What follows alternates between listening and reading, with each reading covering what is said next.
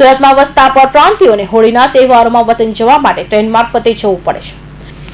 તહેવારો આવતા જ રેલવે સ્ટેશન હોય કે બસ સ્ટેશન મુસાફરોની ભીડ વર્તી જતી હોય છે। લોકો રોજગારી માટે પોતાના વતનથી દૂર જતા હોય છે, પરંતુ તહેવાર વતનમાં પોતાના પરિવાર સાથે મનાવવાનું પસંદ કરતા હોય છે। હોળીના તહેવારોમાં લોકો પરિવાર સાથે તહેવારોની ઉજવણી માટે મોટી સંખ્યામાં પોતાના વતન જતા હોય છે।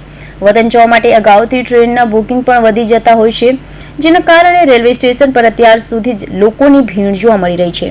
સુરતમાં મોટી સંખ્યામાં યુપી બિહારના લોકો વસવાટ કરીને રોજગારી મેળવી રહ્યા છે, ત્યારે હોળીના તહેવાર પર મોટી સંખ્યામાં લોકો પોતાના માદરે વતન જતા હોય છે।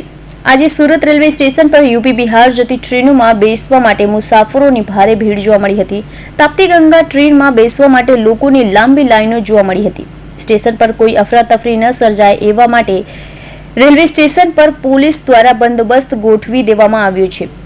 उसमें नहीं, हम लोग डायरेक्ट गाड़ी में मतलब भागलपुर ही उतरेंगे तो इधर मतलब बदली करना पड़ता है ना, इसलिए और दिक्कत होता है, इसीलिए मतलब हम लोग डायरेक्ट गाड़ी से जाते हैं।